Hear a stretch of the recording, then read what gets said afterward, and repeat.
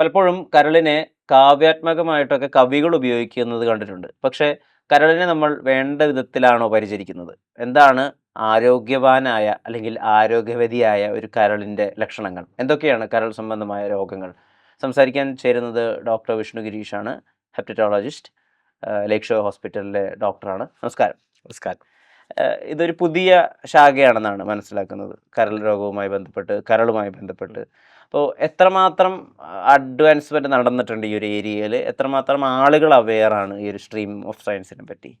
ഇപ്പോൾ ഈ ഹെപ്പറ്റോളജി എന്ന് പറയുന്ന ഒരു ബ്രാഞ്ച്, അതായത് ഉം. MBBS നമ്മൾ 5 വർഷം 5.5 വർഷം കഴിഞ്ഞിട്ട് MD എന്ന് പറഞ്ഞ് ഇന്റേണൽ മെഡിസിൻ ജനറൽ മെഡിസിനിൽ 3 വർഷം ചെയ്തിട്ട് അതിനുശേഷം ചെയ്യുന്ന കോഴ്സാണ് ഉം. ഹെപ്പറ്റോളജി. ഉം. അപ്പോൾ പണ്ടും ഇതുണ്ടായിരുന്നു. പണ്ട് ഗ്യാസ്ട്രോഎൻട്രോളജി ഹെപ്പറ്റോളജി ഒരു കോഴ്സായിരുന്നു. ഇപ്പോൾ അത് ഹെപ്പറ്റോളജി മാത്രമായിട്ടൊരു കോഴ്സായിട്ട് ഇപ്പോൾ അധികം കാലമായിട്ടില്ല, ഒരു 10-15 വർഷമായിട്ട് അങ്ങനെ ഒരു DM കോഴ്സ് തുടങ്ങിയിട്ടുണ്ട്. ഉം. ഉം. അപ്പോൾ അത് നമ്മളൊക്കെ ട്രെയിൻ ചെയ്തത് ഡൽഹിയിലെ ഒരു ഇൻസ്റ്റിറ്റ്യൂട്ടാണ്. ലിവറിന് വേണ്ടി മാത്രമായിട്ടൊരു ഹോസ്പിറ്റലും ഒരു ഇൻസ്റ്റിറ്റ്യൂട്ടും ഉണ്ട്. ഉം. 600 ബെഡ് ലിവറിന് വേണ്ടി മാത്രം. അപ്പോൾ നമ്മൾ കാണുന്നത് ഫുള്ള് ലിവറാണ് 3 വർഷം.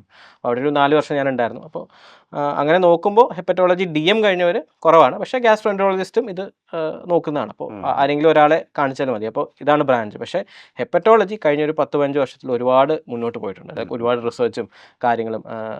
എക്സാമ്പിൾ പറയുകയാണെങ്കിൽ നമ്മുടെ hepatitis B infection, virus infection. അപ്പോൾ അതിൻ്റെ ട്രീറ്റ്മെൻ്റ് ഒക്കെ പണ്ടത്തെ വെച്ച് നോക്കുമ്പോൾ ഒരുപാട് മാറി. ഹെപ്പറ്റൈറ്റിസ് C, പണ്ട് ഹെപ്പറ്റൈറ്റിസ് സിക്ക് ട്രീറ്റ്മെൻറ്റ് ഉണ്ടായിരുന്നു, പക്ഷേ ഭയങ്കര സൈഡ് എഫക്റ്റ് ഉള്ള ഇഞ്ചെക്ഷൻസ് ആയിരുന്നു. അത് എടുത്തു കഴിഞ്ഞാലും വൈറസ് ഫുള്ളായിട്ട് പോയില്ല. ഇപ്പോൾ സിമ്പിൾ ആയിട്ടുള്ള ടാബ്ലറ്റ് ആണ്. ഒരു 3 മാസം ആ ടാബ്ലറ്റ് കഴിച്ചാൽ ഹെപ്പറ്റൈറ്റിസ് C ഇൻഫെക്ഷൻ കംപ്ലീറ്റ് ആയിട്ട് മാറും. ഉം. പിന്നെ പുതിയ പല രോഗങ്ങൾ, acute on chronic liver failure എന്ന് പറഞ്ഞ രോഗങ്ങൾ വന്നു. ലിവർ ക്യാൻസറിൻ്റെ പുതിയ പുതിയ ട്രീറ്റ്മെൻറ്റുകൾ വന്നു. അപ്പോൾ ഒരുപാട് അഡ്വാൻസ്മെൻ്റ് ഉണ്ട്. ഇപ്പോൾ ലാസ്റ്റ് ഒരു 15-20 വർഷം എടുത്തു കഴിഞ്ഞാൽ ഹെപ്പറ്റോളജി ആകെ മാറി എന്ന് പറയാം. ഏറ്റവും കൂടുതൽ മെഡിസിനിൽ റിസർച്ച് നടക്കുന്ന ഒരു ഫീൽഡ് ഹെപ്പറ്റോളജി തന്നെയാണ്. എന്താണ് അടിസ്ഥാനപരമായിട്ട് ഉം. നമ്മുടെ ശരീരത്തിലെ കരൾ നമുക്ക് ചെയ്തു തരുന്നത്? എന്തുകൊണ്ടാണ് പലപ്പോഴും കരളിനൊരു കെമിക്കൽ ഫാക്ടറി അല്ലെങ്കിൽ ടോക്സിൻസ് എടുത്ത് കളയാനുള്ള ഒരു കെമിക്കൽ അറ അങ്ങനെയൊക്കെ ആളുകൾ വിശേഷിപ്പിക്കുന്നുണ്ടല്ലോ. ശരിക്കും എന്താണ് നമ്മുടെ ശരീരത്തിൽ കരളിൻ്റെ ഫംഗ്ഷൻ? കരളിൻ്റെ ഒരു ഫംഗ്ഷൻ അല്ല. ഇപ്പോൾ നമ്മൾ ആ. ഹാർട്ടിൻ്റെ നോക്കിക്കഴിഞ്ഞാൽ ഹാർട്ടിൻ്റെ ബ്ലഡ് പമ്പ് ചെയ്യുക എന്നുള്ളതാണ് ആ. ഹാർട്ടിൻ്റെ ഫംഗ്ഷൻ. കണ്ടിന്യൂസ് ആയിട്ട് ഹാർട്ട് ചെയ്തുകൊണ്ടിരിക്കും. പക്ഷേ കരൾ ഒരു 10-500 ജോലി ചെയ്യുന്നുണ്ട്. ഒരു ജോലിയല്ല. ഓക്കെ. ഓക്കെ. അതിനകത്ത് വെറും ഒരു ജോലിയാണ് ഈ ടോക്സിൻസ് റിമൂവ് ചെയ്യുക എന്നുള്ളത്. ഓ. ഓ. ഓ. നമ്മൾ ഭക്ഷണം കഴിച്ചു കഴിഞ്ഞാൽ ഭക്ഷണം കഴിച്ചതിൻ്റെ അതിനകത്തുള്ള ന്യൂട്രിയൻസും കാര്യങ്ങളൊക്കെ ബ്ലഡിലേക്ക് കയറിയിട്ട് ആ ബ്ലഡ് നേരെ ചെല്ലുന്ന ലിവറിലേക്കാണ്. ഉം. അപ്പം ലിവറിൽ ചെന്നിട്ട് ഈ ന്യൂട്രിയൻസിൻ്റെ ആവശ്യമുള്ള സാധനങ്ങൾ, ഇപ്പോൾ കാർബോഹൈഡ്രേറ്റ് ഉണ്ട്, അതിനകത്ത് ഫാറ്റ് ഉണ്ട്. അപ്പോൾ ആ ഫാറ്റിനെ കറക്റ്റായിട്ട് മെറ്റബോളൈസ് ചെയ്യുക, അത് കറക്റ്റ് സ്ഥലത്ത് വെക്കുക, കാർബോഹൈഡ്രേറ്റിനെ എടുക്കുക, അതിൻ്റെ അകത്ത് നിന്ന് എനർജി എടുക്കുക. ഇതെല്ലാം ചെയ്യുന്നത് ലിവറാണ്. ഉം. ശരീരത്തിലെ എല്ലാ റിയാക്ഷനും കെമിക്കൽ റിയാക്ഷനും നടക്കുന്നത് ലിവറിലാണ്. അതിൻ്റെ കൂടെ അതിൻ്റെ അകത്ത് ടോക്സിൻസിനെ എടുത്ത് കളയും. ആവശ്യമില്ലാത്ത ടോക്സിൻസിനെ പിത്തത്തിലൂടെയൊക്കെ എക്സ്ക്രീറ്റ് ചെയ്ത് കളയുന്നതും ലിവറാണ്. പിന്നെ നമ്മുടെ ശരീരത്തിൽ ഷുഗർ കുറഞ്ഞു പോകുമ്പോൾ, രാത്രി ഫുഡ് കഴിക്കുന്നില്ലല്ലോ, നമ്മുടെ ഷുഗർ എന്നാൽ കുറഞ്ഞു പോകുന്നില്ല. ഷുഗർ മെയിൻറ്റെയിൻ ചെയ്യുന്ന ആൾ ലിവറാണ്. ശരീരത്തിൽ പ്രോട്ടീൻ ഉണ്ടാക്കുന്നത്, നമ്മുടെ മസിൽ വരാനുള്ള പ്രോട്ടീനും മസിൽ വരാനുള്ള ഹോർമോൺസും ഒക്കെ വരുന്നതും ശരീരത്തിലെ പ്രോട്ടീൻ മെയിൻറ്റെയിൻ ചെയ്യുന്ന ആളും ലിവറാണ്. അപ്പോൾ ലിവറിന് ഒരു ഫംഗ്ഷൻ അല്ല, 10-500 ഫംഗ്ഷൻ ഉണ്ട്. കുറേ ഹോർമോൺസും കുറേ എൻസൈംസും ഒക്കെയുള്ള ഒരുപാട് ഫംഗ്ഷനുള്ള ഒരു ഓർഗനാണ് ലിവർ. എങ്ങനെയാണ് ഒരു ലിവർ ആരോഗ്യത്തോടു കൂടി ഇരിക്കുന്നു? ഉം. അല്ലെങ്കിൽ ഇയാളുടെ ലിവർ ഫങ്ഷനിങ് ഓക്കെയാണ്, ലിവർ ഹെൽത്തിയാണ്. അതിന് നമുക്ക് എങ്ങനെയാണ് മനസ്സിലാക്കാൻ പറ്റുക? ശാസ്ത്രീയമായിട്ടും അല്ലെങ്കിൽ ജനറലി? ലിവറിൻ്റെ ഒരു പ്രത്യേകതയുണ്ട്. ഇപ്പോൾ നമ്മൾ പറഞ്ഞല്ലോ, ഒരുപാട് ഫംഗ്ഷൻ ചെയ്യുന്ന ഒരു ആളാണ് ലിവർ. പക്ഷേ ലിവർ ഒരു 70% ഡാമേജ് ആവുന്നവരെ അത് ഉം. പുറത്തേക്ക് സിംറ്റം ഒന്നും തരില്ല. അപ്പോൾ ഓ. ഓ. അത് ഓ. സഹിച്ച് അവിടെ ഇരിക്കും. ഒരു 30% ലിവർ മതി. ഇപ്പോൾ നമ്മൾ ലിവർ ട്രാൻസ്പ്ലാന്റ് സർജറിയിൽ ഒരാൾ ലിവർ കൊടുക്കില്ലേ, ഒരു 70% ലിവർ ആളുടെ എടുക്കും. ബാക്കി 30% ഉണ്ടാവുള്ളൂ. അത് തിരിച്ച് വളർന്നു വരും, 100% ആവും. ഉം. എന്നാലും 30% മതി മുഴുവൻ ജോലിയും ചെയ്യാനായിട്ട്. അപ്പോൾ 70% ഡാമേജ് ആവുന്നവരെ പുറത്തേക്ക് ഇത് കാണിക്കണമെന്നില്ല. അപ്പോൾ നമ്മൾ ഒരുപക്ഷെ ബ്ലഡ് ടെസ്റ്റിനകത്തൊക്കെ നോർമലായിട്ട് ഇരിക്കാം. ലിവർ ഡാമേജ് ആകുമ്പോഴും ബ്ലഡ് ടെസ്റ്റിനകത്ത് ശരിക്കും കാണിക്കണമെന്നില്ല. അപ്പോൾ അത് ഒരു ടെസ്റ്റ് ചെയ്തുകൊണ്ട് മാത്രമായില്ല. ലിവർ ഫംഗ്ഷൻ ടെസ്റ്റ് എന്ന് പറയുന്ന ഒരു ലിവർ ഫംഗ്ഷൻ ടെസ്റ്റ് ഉണ്ടല്ലോ, അത് ലിവർ ഫംഗ്ഷനെ കാണിക്കണം എന്നില്ല. അത് നോർമലായിരിക്കാം. ലിവർ സിറോസിസ് ഉള്ളവർക്കും ലിവർ ഫംഗ്ഷൻ ടെസ്റ്റ് ഒരു പരിധി വരെ നോർമലായിരിക്കാം. അപ്പോൾ നമ്മൾ 2-3 ടെസ്റ്റുകൾ ചെയ്യണം. Platelet count, PTINR, liver function test, അങ്ങനെ 2-3 ടെസ്റ്റുകൾ ചെയ്ത് എല്ലാം കൂടെ കൂട്ടി വായിക്കണം. അൾട്രാസൗണ്ട് സ്കാൻ, ഇതെല്ലാം കൂടെ കൂട്ടി വായിച്ചാലേ ലിവർ ഹെൽത്തി ആണോ അല്ലയോ എന്ന് പറയാൻ പറ്റുള്ളൂ. പുറത്ത് കാണണമെന്നില്ല. ഈ ലിവറിനെ ഏറ്റവും അധികം ബാധിക്കുന്നതായിട്ട് ആളുകൾ പറയുക പലപ്പോഴും മദ്യപാനമാണ്. മദ്യപിച്ചാൽ കരൾ പോവും, നിന്റെ കരൾ ശ്രദ്ധിക്കും, നിന്റെ കരളിൻ്റെ അവിടെ ഒന്നുമില്ല, അരിപ്പ പോലെ എന്തോ ഒരു സാധനമാണ്, അങ്ങനെയൊക്കെ പറഞ്ഞിട്ടാണ് ആളുകൾ ഒരുപാട് മദ്യപിക്കുന്ന ആളുകളൊക്കെ കളിയാക്കാറ്. ശരിക്കും മദ്യപാനം മാത്രമാണോ ലിവറിനെ ഏറ്റവും അധികം ബാധിക്കുന്ന ഒരു കാര്യം? മറ്റെന്തൊക്കെ കോമൺ പ്രാക്ടീസസ് ആണ് ലിവറിനെ സാരമായി ബാധിക്കുന്നത് നമ്മുടെ ഡെയിലി ലൈഫിൽ? ഇപ്പോൾ മദ്യപാനം ഒരു വലിയ ഫാക്ടറാണ്. ഇപ്പോൾ മദ്യപാനം അല്ലാത്തവർക്കും ഇപ്പോൾ കുറേ ലിവർ സിറോസിസ് കാണാറുണ്ട്. ഇപ്പോൾ ലിവർ സിറോസിസ് ഇപ്പോൾ ലോകത്തിൽ എമ്പാടും നോക്കുകയാണെങ്കിൽ പണ്ട് മദ്യപാനമായിരുന്നു ഏറ്റവും കോമൺ.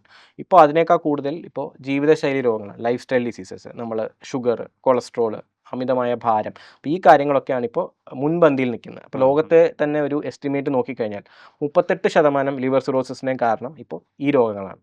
പണ്ട് ആൽക്കഹോളായിരുന്നു, ഇപ്പോൾ ഈ രോഗങ്ങളാണ്. അപ്പോൾ ഇന്ത്യയിലെ സ്റ്റഡി എടുത്ത് നോക്കിക്കഴിഞ്ഞാൽ 40 തൊട്ട് 50% വരെ പല പല പഠനങ്ങളിലും ഈ പറഞ്ഞ പോലെ ജീവിതശൈലി രോഗങ്ങൾ കാരണം ലിവർ സിറോസിസ് വന്നവരാണത്. അപ്പോൾ ഇതിൻ്റെ എന്തൊക്കെ ജീവിതശൈലി രോഗങ്ങളാണ്? അപ്പോൾ ഒന്ന് ഷുഗർ, ഡയബറ്റീസ്. ഇപ്പോൾ ഷുഗർ എന്ന് പറഞ്ഞാൽ ഷുഗർ ഉണ്ടാവണമെന്നില്ല. ഈ നമ്മൾ ബോർഡർ ലൈൻ ഷുഗർ എന്ന് പറയുന്ന പ്രീ ഡയബറ്റീസ്. ഇപ്പോൾ 3 മാസത്തെ ആവറേജ് ഷുഗർ നമ്മൾ നോക്കുക, HbA1c എന്ന് പറയും. അപ്പോൾ അത് ഒരു 5.7 മുകളിലാണെങ്കിൽ ഫാറ്റ് ലിവർ വരാനുള്ള റിസ്ക് ഫാക്ടർ ഉണ്ട്. ആ ഫാറ്റ് ലിവറാണ് പിന്നീട് പ്രോഗ്രസ് ചെയ്ത് വലുതായി നമ്മൾ ലിവർ സിറോസിസ് ആയിട്ട് മാറുന്നത്. അപ്പോൾ അതൊന്ന്. 2 കൊളസ്ട്രോൾ. കൊളസ്ട്രോൾ എന്ന് പറയുമ്പോൾ നമ്മൾ കൊളസ്ട്രോളിൻ്റെ ഒരു ടെസ്റ്റ് ചെയ്ത് അതിൻ്റെ അകത്ത് കുറേ കൊളസ്ട്രോൾ കാണാം. അതിൻ്റെ അകത്ത് ഏറ്റവും കൂടുതൽ ഫാറ്റ് ലിവറിൻ്റെ അകത്ത് റിസ്ക് പറയുന്നത് ട്രൈഗ്ലിസറൈഡും, അതായത് ട്രൈഗ്ലിസറൈഡ് എന്ന് പറഞ്ഞൊരു കൊഴുപ്പുണ്ട്, അതാണ് ലിവറിനകത്ത് അടിയുന്ന കൊഴുപ്പ്. അത് ബ്ലഡിൽ കൂടുതലാവാം. പിന്നെ HDL എന്ന് പറയുന്ന നല്ല കൊളസ്ട്രോൾ, അത് കുറവാവാം. അപ്പോൾ ഈ കൊളസ്ട്രോളിൻ്റെ ഇതൊരു റിസ്ക് ഫാക്ടറാണ്. പിന്നീട് BP, നമ്മുടെ ബ്ലഡ് പ്രഷർ കൂടുതലുള്ളവർക്ക് മെറ്റബോളിക് സിൻഡ്രോം ഉണ്ടാകും, അവർക്ക് ഇതേപോലെ ഫാറ്റ് ലിവർ ഉണ്ടാകും. പിന്നെ അമിതമായ ഭാരം. അപ്പോൾ BMI എന്ന് പറയുന്ന ബോഡി മാസ് ഇൻഡെക്സ്, അപ്പോൾ അത് നമ്മൾ 25-ന് മുകളിലാണെങ്കിൽ വീണ്ടും ഫാറ്റ് ലിവർ വരാനുള്ള ചാൻസ് ഉണ്ട്. ഇതൊന്നും ഇല്ലാണ്ട് ഇത് നമ്മുടെ കുടുംബത്തിൽ ആർക്കെങ്കിലും ഫാറ്റ് ലിവർ ഉണ്ടെങ്കിൽ ജനറ്റിക്കായിട്ട് നമുക്ക് ആ റിസ്ക് ഹെറിഡിറ്ററി ആയിട്ടുള്ള ചാൻസ് ഉണ്ട്. ഇതൊന്നും അല്ലാതെ പിന്നെ വൈറൽ ഇൻഫെക്ഷൻസ് ഉണ്ട്, ഹെപ്പറ്റൈറ്റിസ് B, ഹെപ്പറ്റൈറ്റിസ് C, ഇതും ഫാറ്റ് ലിവറായിട്ട് വരാം. പിന്നെ കുറച്ച് ജനറ്റിക് ഡിസീസസ് ഉണ്ട്, അല്ലാതെ ജനിതകമായിട്ടുള്ള വേറെ അസുഖങ്ങളുണ്ട്, വിൽസൺ ഡിസീസ് എന്നൊക്കെ പറഞ്ഞ്. അതിൻ്റെ അകത്തും ലിവറിൽ ഫാറ്റ് വരാം. അപ്പോൾ ഒരു ഫാറ്റ് ലിവർ വന്നു എന്ന് വെച്ചാൽ ആൽക്കഹോൾ മാത്രമല്ല എൻ്റെ കാരണം. ഈ കാരണങ്ങളെല്ലാം നമ്മൾ വായിച്ച് നമ്മൾ ആലോചിച്ചിട്ട് നമ്മളെല്ലാം റൂൾ ഔട്ട് ചെയ്യണം. ഓരോന്നോരോന്നായിട്ട് മാറ്റി നിർത്തി കറക്റ്റ് കോസ് എന്താണെന്ന് നമ്മൾ കണ്ടുപിടിച്ചിട്ട് അത് അവിടെ തടയിട്ട് കഴിഞ്ഞാൽ ലിവർ സിറോസിസിലേക്ക് അത് പ്രോഗ്രസ് ആവില്ല. ഇപ്പോൾ കേരളത്തിൽ എല്ലാ കാലത്തും പോപ്പുലറായ ഭക്ഷണങ്ങളുണ്ടായിരുന്നു. ഇപ്പോൾ ഒരു കാലത്ത് നാടൻ ഭക്ഷണങ്ങളായ കപ്പ, മീൻകറി, കഞ്ഞി, പയർ, പപ്പടമൊക്കെ ആയിരുന്നെങ്കിൽ ഇന്നത് ഒരുപാട് പിന്നെ അത് മൊത്തം ഭരിച്ചത് പൊറോട്ട, ബീഫായിരുന്നു ഒരു സമയത്ത്.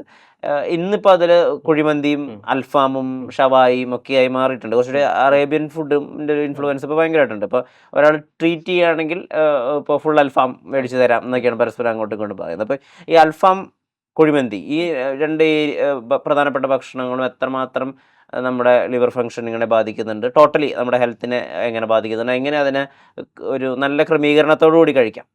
അതെ, അതായത് ഇപ്പോൾ നമ്മളിപ്പോൾ മുമ്പേ പറഞ്ഞ പോലെ ആ പ്ലേറ്റിലൊന്ന് ആലോചിച്ച് കഴിഞ്ഞാൽ അൽഫാമിൻ്റെ അകത്ത് വരുന്നുണ്ട് ഒരു ഗ്രിൽഡ് ചിക്കനും പിന്നെ ബാക്കി ചോറും അല്ലേ കുഴിമന്തിക്കകത്ത് വരിക എന്ന് പറഞ്ഞാൽ. അപ്പോൾ അതിൻ്റെ ഈ പറഞ്ഞ പോലെ 4/1 ഭാഗം ചിക്കനും 4/1 ഭാഗം ചോറും കഴിച്ചിട്ട് ബാക്കി എൻ്റെ കൂടെ എന്തെങ്കിലും സാലഡ് കഴിച്ചു കഴിഞ്ഞാൽ നമുക്ക് കുഴിമന്തി, അതായത് കുഴിമന്തി കഴിക്കുമ്പോൾ ഒരുപാട് ചോറ് കഴിക്കും, റൈസ് ഒരുപാട് കഴിക്കും, അൺലിമിറ്റഡ് റൈസ് ഉണ്ടെന്നുള്ളതാണ്. അതാണ് പ്രശ്നം.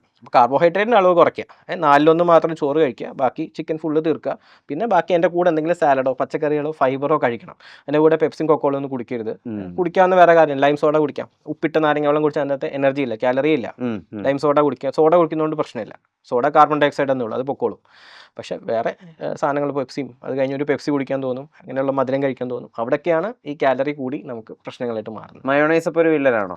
മയോണൈസ് ഈ ഹൈ എനർജി ഫുഡാണ്, അതിൻ്റെ അകത്ത് ഹൈ കാലറി ഉണ്ട്, അത് എണ്ണയുടെ അംശം ഉള്ളതുകൊണ്ട് കാലറി കൂടുതലാണ്. അപ്പോൾ കാലറി നമുക്ക് ഒരു കൺട്രോൾ ചെയ്ത് വെക്കണം, അല്ലെങ്കിൽ അതിനനുസരിച്ച് അതുപോലെ എക്സസൈസ് ചെയ്യണം.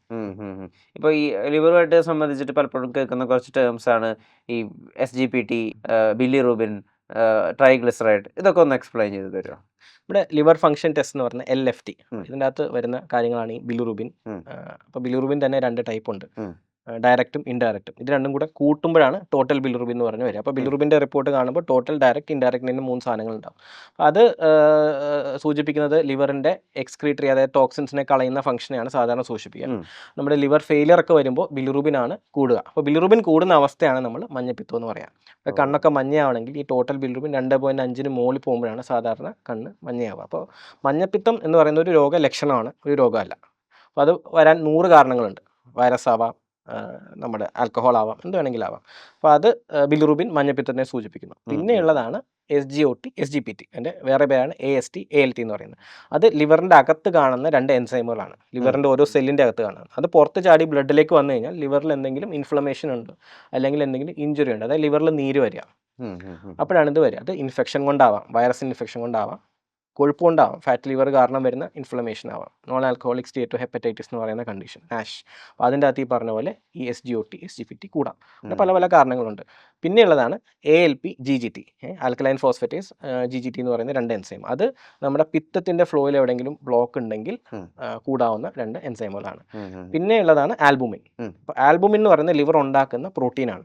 അപ്പോൾ ലിവർ എത്രത്തോളം പ്രോട്ടീൻ ഉണ്ടാക്കുന്നു, അതിൻ്റെ സിന്തസൈസ് ഉണ്ടാക്കുന്ന ഫംഗ്ഷനെ കാണിക്കുന്ന സാധനമാണ് ആൽബുമിൻ. അത് കുറവാണെങ്കിൽ ലിവറിൻ്റെ സിന്തറ്റിക് ഫംഗ്ഷൻ അല്ലെങ്കിൽ ലിവർ പ്രോട്ടീൻ ഉണ്ടാക്കുന്ന ജോലി ചെയ്യുന്നില്ല എന്നാണ് അർത്ഥം. അപ്പോൾ ഈ ലിവർ ഫംഗ്ഷൻ ടെസ്റ്റ് വളരെ സൂക്ഷിച്ച് വായിക്കേണ്ട സാധനമാണ്. ഈ ലിവർ സിറോസിസ് ഉള്ള ഒരാൾക്ക് ചിലപ്പോൾ ഈ ആൽബുമിൻ മാത്രം നേരിയതായിട്ട് കുറഞ്ഞ അളവിലുണ്ടാവും. അത് നോർമൽ ലിമിറ്റിൽ തന്നെ ഇരിക്കാം, ബാക്കിയെല്ലാം നോർമൽ ആവാം.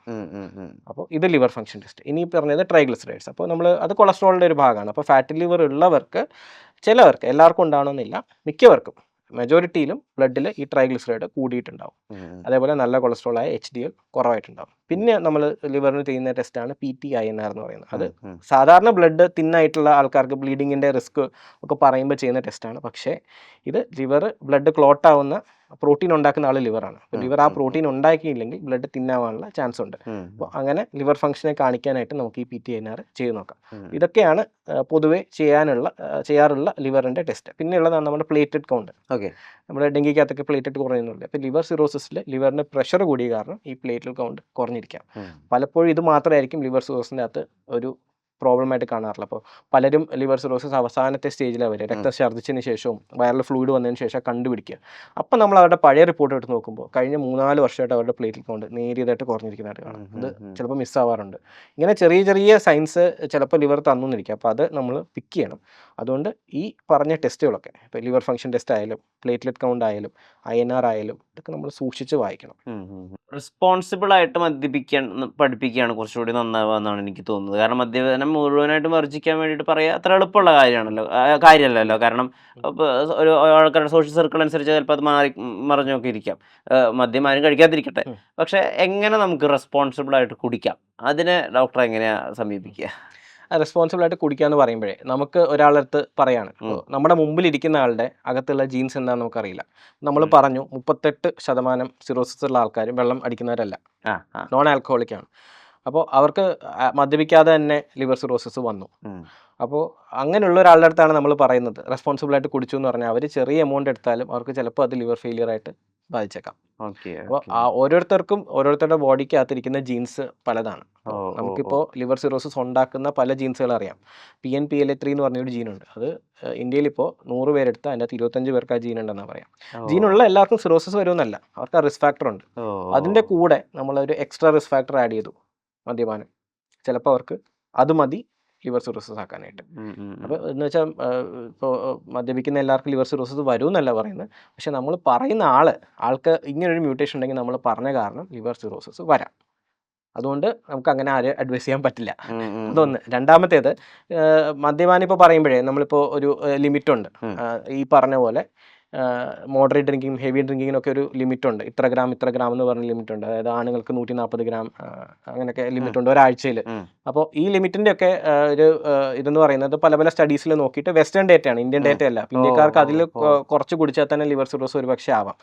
പക്ഷേ ഈ ലേറ്റസ്റ്റ് സ്റ്റഡീസ് പറയുന്നത് ചെറിയ എമൗണ്ടിൽ ആൽക്കഹോൾ കുടിച്ചാൽ തന്നെ ലിവറിന് മാത്രമല്ല വേറെ ഹാർട്ടിനും വേറെ ക്യാൻസേഴ്സും വരാനുള്ള റിസ്ക് ഉണ്ടെന്നാണ് പറയുന്നത്. അപ്പോൾ നമ്മൾ അതിലേക്ക് നമുക്ക് അഡ്വൈസ് ചെയ്യാൻ സത്യം പറഞ്ഞാൽ പറ്റില്ല.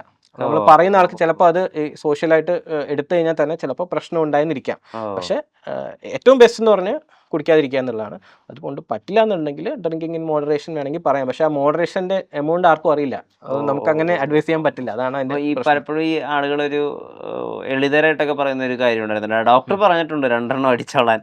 അങ്ങനെ സത്യം പറഞ്ഞ ഒരു ഡോക്ടറും പറയില്ല അല്ലേ? അത് പണ്ട് കാലത്തുണ്ടായിരുന്നു, ഹാർട്ടിന് നല്ല എന്ന് പറഞ്ഞു. നമ്മുടെ ബ്ലഡ് വെസലും അതിൻ്റെ അകത്ത് ഈ ബ്ലഡ് കട്ടിയാവാണ്ടിരിക്കാനൊക്കെ ആൽക്കഹോൾ സഹായിക്കും. അതുകൊണ്ട് 1-2 പെഗ് അടിക്കുന്നത് നല്ലതെന്ന് പറയുന്ന ഡോക്ടർമാരും ഉണ്ടായിരുന്നു. പക്ഷെ ആ കാലം പോയി. ആ സ്റ്റഡീസ്, പുതിയ സ്റ്റഡീസ് പറയുന്നത് അതും ദോഷം. ഇപ്പോൾ WHO പറയുന്നത് no amount of alcohol is safe എന്നാണ്. അപ്പോൾ അതുകൊണ്ട് നമുക്കത് അഡ്വൈസ് ചെയ്യാൻ പറ്റില്ല. ഈ എത്രയോ ആൾക്കാരുടെ ജീവൻ അപകരിച്ചൊരു രോഗമായിരുന്നു മഞ്ഞപ്പിത്തം. ഇപ്പം ഇന്നത്തെ ഒരു അവസ്ഥയിൽ മഞ്ഞപ്പിത്തം പൂർണ്ണമായിട്ടും ഡിറ്റക്ട് ചെയ്യാനും പൂർണ്ണമായിട്ടും ക്യൂർ ചെയ്യാനും പറ്റുന്നൊരു അവസ്ഥ ഉണ്ടോ? മുമ്പേ പറഞ്ഞ പോലെ മഞ്ഞപ്പിത്തം എന്ന് പറയുന്നത് ഒരു രോഗലക്ഷണമാണ്. അതെ, നമ്മൾ അതെ. പൊതുവെ നമ്മൾ മഞ്ഞപ്പിത്തം എന്ന് പറയുമ്പോൾ നമ്മൾ ഉദ്ദേശിക്കുന്നത് വൈറൽ ഹെപ്പറ്റൈറ്റിസ് ആണ്. ഉം. ഈ വൈറസ് കാരണം വരുന്ന മഞ്ഞപ്പിത്തം. അപ്പോൾ വൈറസ് കാരണം വരുമ്പോൾ പല ടൈപ്പ് ഓഫ് വൈറസുകളുണ്ട്. ഹെപ്പറ്റൈറ്റിസ് എ ഉണ്ട്, ഹെപ്പറ്റൈറ്റിസ് ബി ഉണ്ട്, സി ഉണ്ട്, ഡിയും ഉണ്ട്, ഇ ഉണ്ട്. ഉം. അപ്പോൾ ഇതിൻ്റെ അകത്ത് എയും ഇയും ആണ് സാധാരണ നമ്മൾ ഭക്ഷണത്തിലൂടെ വന്ന് പെട്ടെന്ന് പോകുന്ന മഞ്ഞപ്പിത്തം. ഉം. ഇതിന് ട്രീറ്റ്മെൻറ്റ് ആവശ്യമില്ല. ഓക്കെ.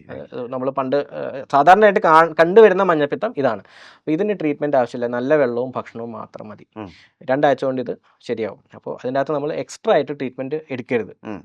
പനി വന്നാൽ ചെറിയ എമൗണ്ടിൽ പാരസെറ്റമോൾ കഴിക്കാം. അല്ലാണ്ട് വേറെ ഒരു മരുന്നും ഇതിൻ്റെ ആവശ്യമില്ല. ആൻറ്റിബയോട്ടിക്കിൻ്റെ ആവശ്യമില്ല. വേറെ പെയിൻ കില്ലർ ഒന്നും കഴിക്കരുത്. അതിൻ്റെ അകത്ത് അത് കൂടുതൽ ലിവറിനെ സ്ട്രെയിൻ ചെയ്യുള്ളൂ. എന്ത് മരുന്ന് കഴിച്ചാലും ഒരു മരുന്നും കഴിക്കാണ്ട് നല്ലപോലെ ഭക്ഷണം കഴിക്കുക. അത് മഞ്ഞപ്പിത്തം വരുമ്പോൾ ആൾക്കാർ ചെയ്യുന്ന ഭക്ഷണം കുറയ്ക്കുക എന്നുള്ളതാണ്.